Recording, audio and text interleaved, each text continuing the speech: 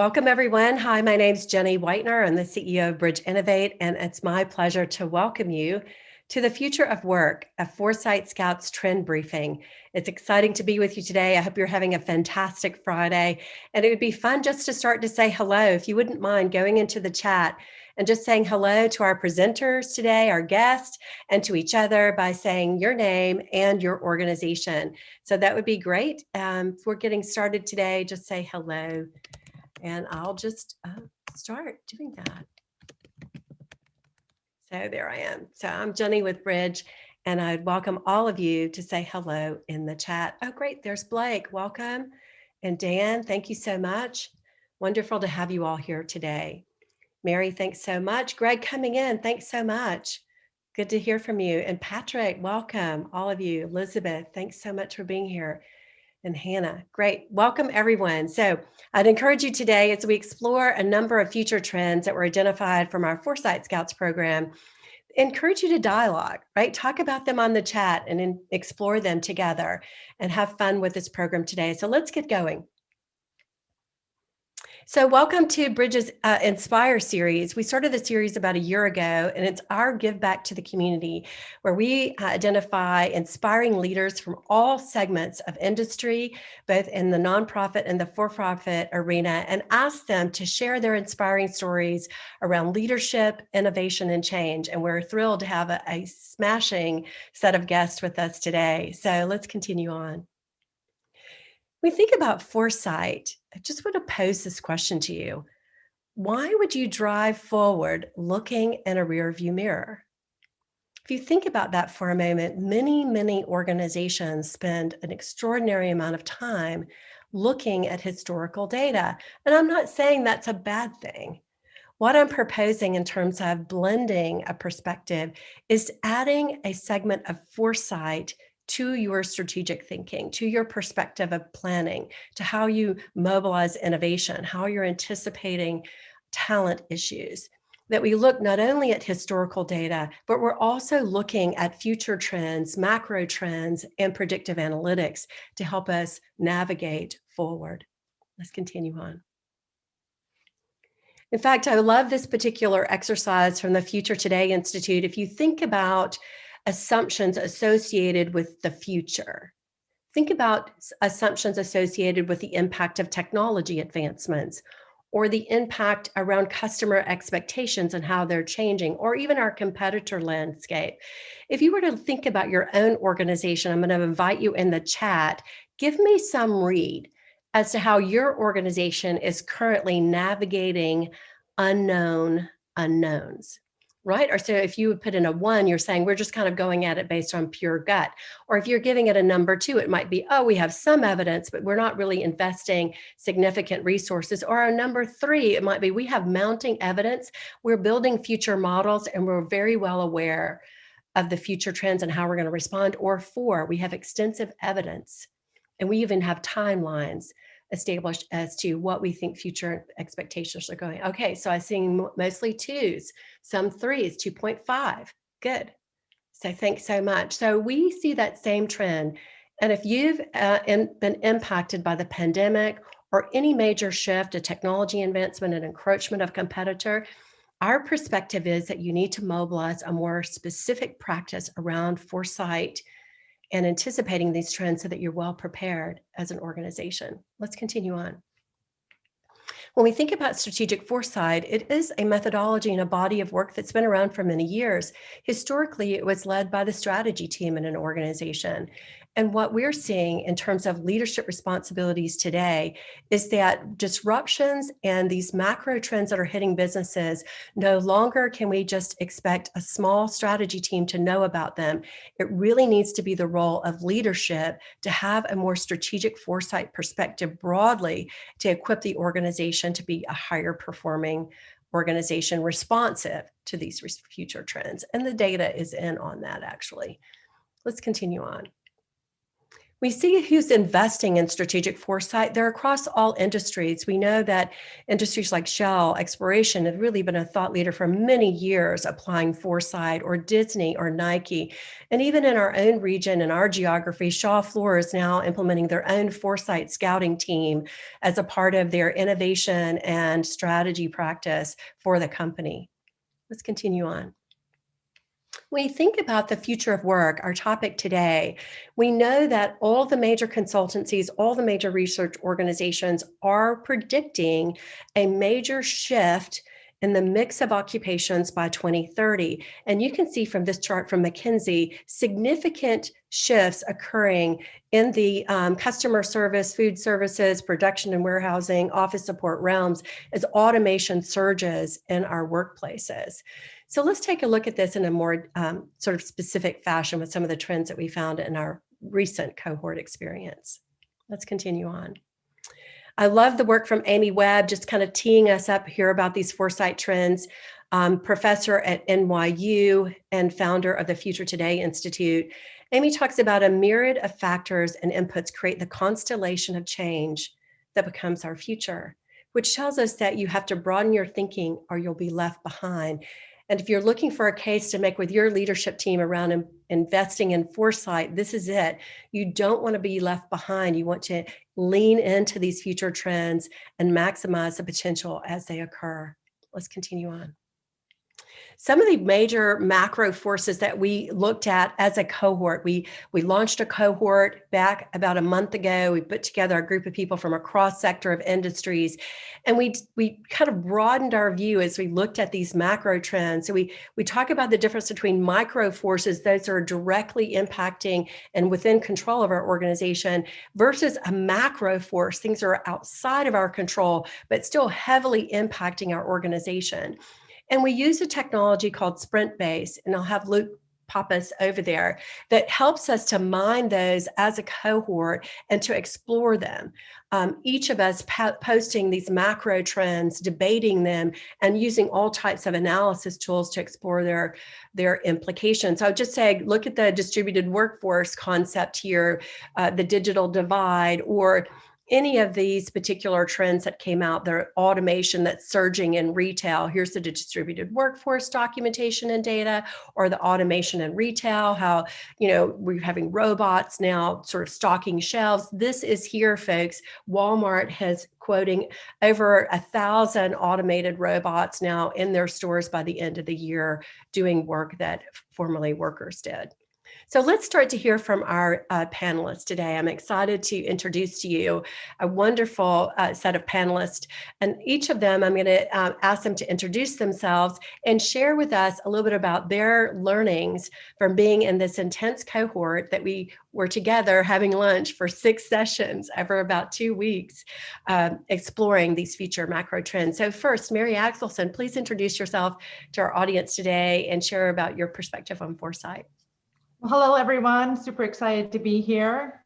I'm the founder and CEO of Remax Consulting, and I focus on coaching individuals and teams, Oregon culture change, and diversity, equity, and inclusion.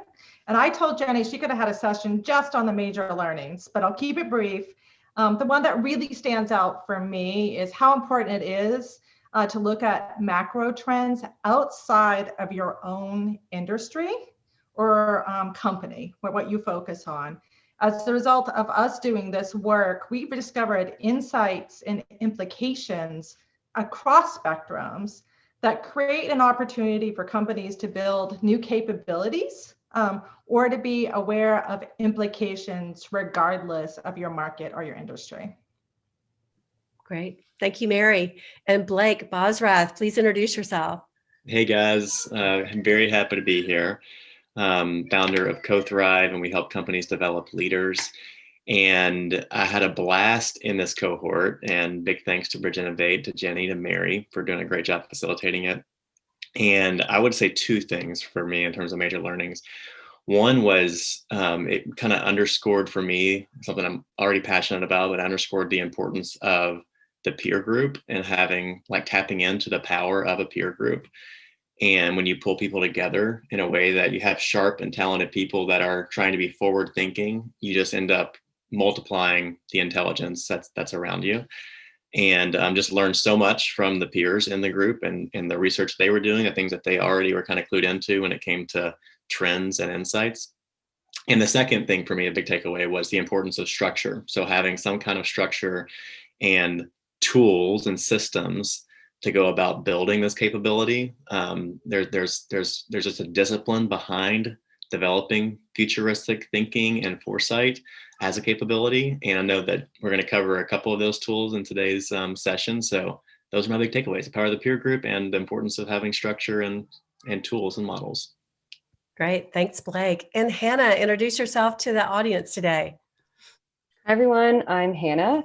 I am an MPA student at the University of Tennessee at Chattanooga, specifically working in strategic planning and understanding organizational context and exactly sort of foresight strategy. And Blake and Mary, to your points, that I guess my future or my major learnings from that were kind of the same. I think diversity in the minds and experience of the people that are in your group or in your organization or on your panel is super important. I think I also learned so much about just different regions of the world and way people think in different industries, and how everything is so connected, I think is really important, and how maybe just visualizing your industry, you don't think of something until you start to kind of talk to people outside of your industry and you realize the impact that those things have on your own work.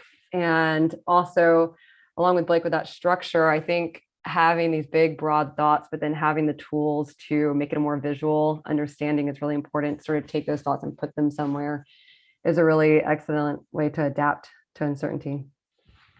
Great. Thanks, Hannah. I mean, I do agree with you guys, all of you, that finding those trends, bringing those different perspectives together, and then debating and having really good discourse and conversation about the implications to our industry, to our countries, to our society, really up the game and how we're thinking about the future. So let's jump in a little deeper. And I'm going to ask Mary to start off with sharing some of the future of work trends that she identified as a member of the cohort and go a bit deeper on that.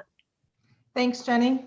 So I looked into the impact of trust in organizations and institutions. So the first one's going to focus on organizations. So first of all, what is trust? That's when people and institutions keep their promises related to their work, and that is focused on the common good. That social trust is the confidence that other people will do what they say they're going to do. And high trust organizations organize more quickly, initiate action, and are able to sacrifice for the greater good. It's considered the single most valuable competitive asset for companies, and it's crucial for success and transformation. The book, The Trust Economy, shares when you measure and manage trust, you create more value on a social, personal, relationship, and economic perspective. So Forbes recently published an article talking about if you want to improve the performance of your business in 2021, you need to prioritize trust. That there was a survey by the Workforce Institute included 4,000 global leaders and employees about their attitudes and feelings of trust, with 55% of CEOs stating that a lack of trust is a threat to their organization's growth. And that 63% of respondents say that trust needs to be earned, not presumed. So I just want to sit there for a second. So we're saying you have to earn my trust first before I'm going to give it to you. And with this kind of mindset in an organization, 24% of employees are leaving mainly because they don't feel trusted, and they're not willing to refer their friends and their colleagues for this reason, affecting the talent pipeline. And then for those who remain in organization, it impacts their daily experience, such as stress and mental health, career choices, and their sense of belonging. So if we just carve out a portion of the workforce and we talk about gender prior to COVID, between 2014 and 2019, the number of women-owned businesses climbed by 21%, while employment overall only grew by 8%. And the revenue for female entrepreneurs rose 21%, and firms owned by women of color doubled that rate, 43%. So now if we come back into COVID, we know that 3 million women have left the workforce during this time. And with COVID, the general workforce is saying they have a greater desire for a flexible work schedule, with 43% saying that they want to have remote work. Now, the Great Recession has also affected younger people and who have now looking for non-traditional career opportunities, where being their own boss, pursuing their passion, and their dissatisfaction with corporate America as one of their prime drivers. So, do they seek a high trust organization, or do they go out and build their own table, become entrepreneurs? Will solopreneurs and small businesses shape our economy? So companies must presume trust, act with transparency, and over communicate to build high trust companies. So do you want to go to the next? Yes, thank you so much. Let's continue on. All right. So then if we go to our institutions and the trust and distrust factor for Americans, both Pew and the World Economic Forum did some research around this and discovered that there's declining levels of trust, not only with our younger people, but just overall in our institutions, with 71 respondents thinking that interpersonal confidence has worsened in the past 20 years, and that 49% think a major weight is Americans aren't as reliable as they used to be, aren't trustworthy. When asked why, though, Americans cite social and policy woes, race relations, crime, religion, politics, and the media as their primary causes. Many believe the fallout of the political polarization is at the center of the issue of declining interpersonal trust.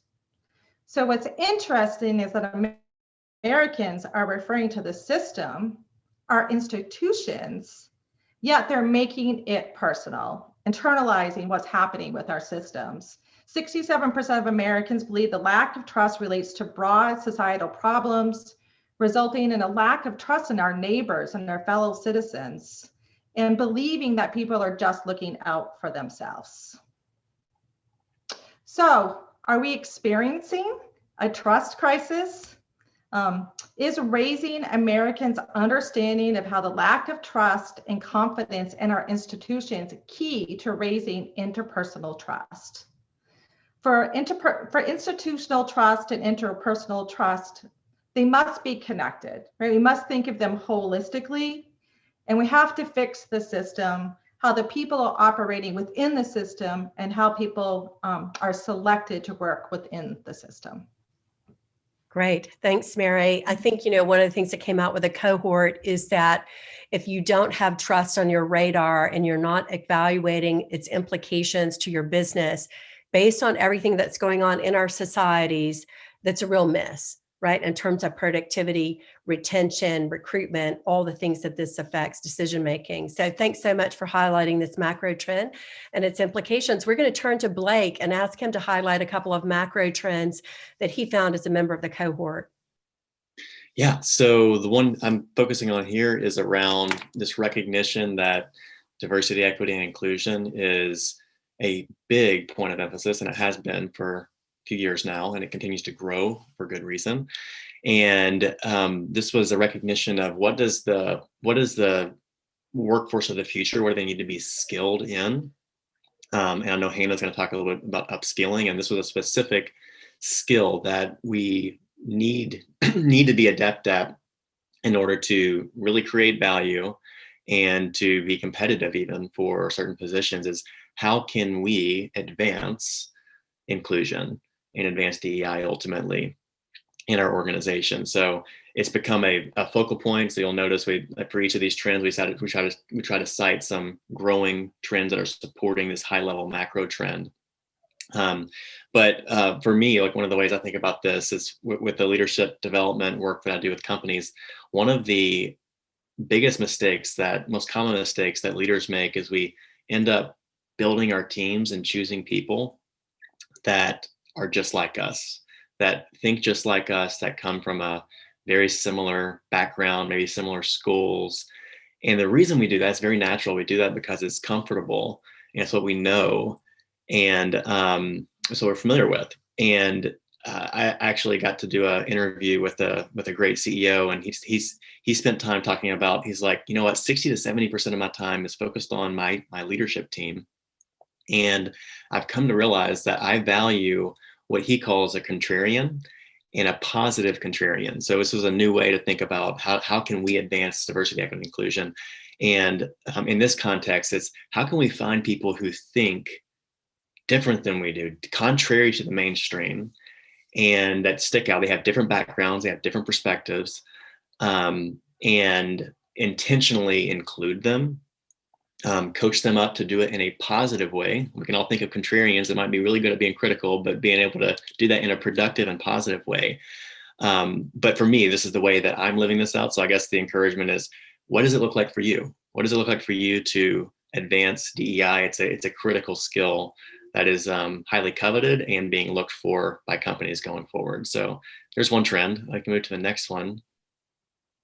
This one was around artificial intelligence, which we've all heard a lot about, AI and machine learning. And it was really recognition that there's significant upside and downside opportunity and risk with AI, with the advent of AI. There's millions, tens of millions, some would say hundreds of millions of jobs over the coming 10 to 15 years that are at risk. And on the converse, the same amount, hopefully, maybe more, net creation that should happen. The questions for us, though, as a society, as a world, honestly, but especially as our advanced societies tackle AI, is how quickly can we prepare our people to thrive and succeed in this kind of world? How quickly will the technology come, and will we be able to catch up to it in a way that prepares people to, again, thrive in a world where AI is taking over not just traditionally blue collar jobs, but it's taking over more and more traditionally white collar jobs. And it will require a whole new set of skills.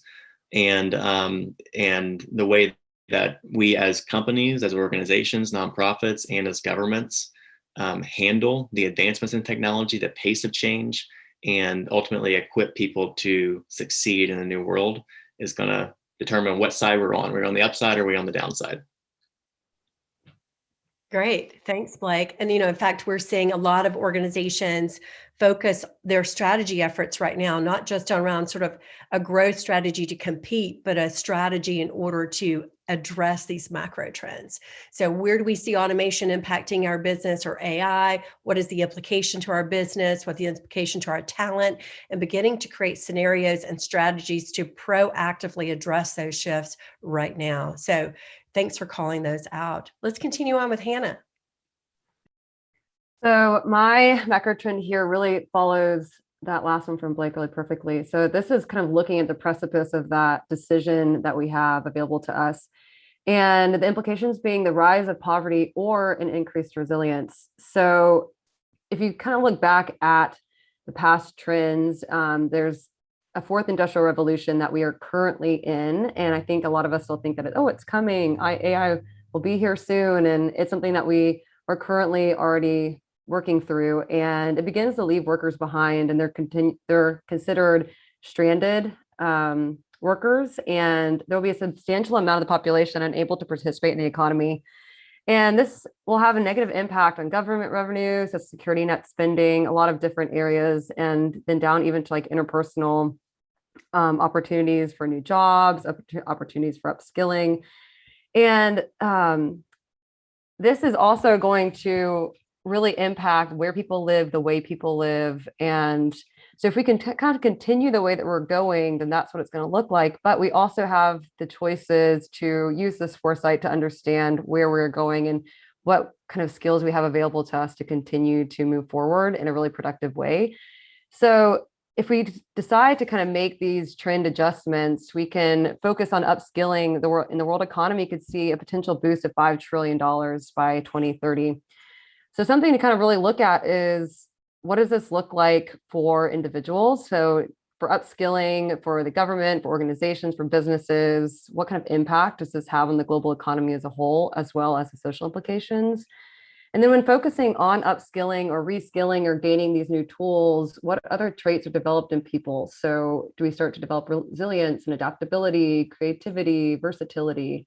And then how do you foster a learning mindset in an older workforce so that people are not stranded? How do we continue to upskill people who are already in the system while also starting to cultivate those skills into children and people who will one day enter the workforce? And this kind of leads me over to the next one. So who pays for this upskilling? This is something that kept coming up in a lot of the research, and the World Economic Forum and Forbes had reported that it will cost $34 billion to provide reskilling opportunities to the 1.4 million at-risk employees. And this is all by, I think, around 2030. So they predict that governments will have to step in, and that's because the private sector right now only has the ability to reskill about 25% of the employees who will be stranded. And so this kind of question starts to, again, introduce some different trends of like, does this mean that there's a whole new industry of businesses and organizations that could start with reskilling people? Is it really the obligation of our governments to do this? And in what way can we maybe create these collaborations and partnerships between the private sector and the public sector to create more opportunities for reskilling? And then if the government does step in, if they can only reskill as many people as allotted funds allow, then who sort of picks up the pieces from there? Great. Thanks, Hannah. I think, this whole impact of automation and the requirement for upskilling, what we're seeing with a lot of our clients is they're really supercharging, reevaluating their whole learning and development capability inside their companies, and the importance and the emphasis on those institutional capabilities is growing. And what we're also seeing with some of the other Foresight Scouts trends in this area is, what does it mean to our educational sector? What does it mean to our K through 12? What does it mean for higher ed?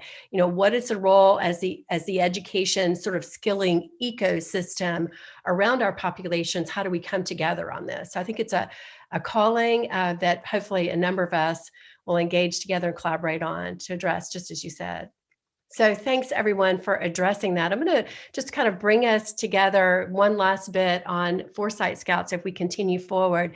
A number of the things that we did, we identified these macro trends, was to use tools like future wheels to look at those macro trends and then to look at first order implications and second order implications, so that when we came together as a group, we not only identified the trend, but explored them and the implications to our society, our businesses, and to us personally.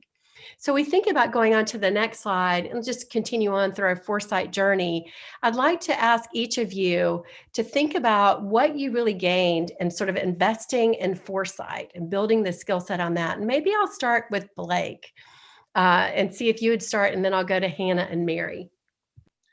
Yeah, for me, the biggest takeaway, I know you shared that tool quickly, was the importance of having a model to actually analyze and dive into things. And so that futures wheel, I'm not a very visual person naturally, but it was extremely helpful for me because there were all these blank boxes that needed to be filled out.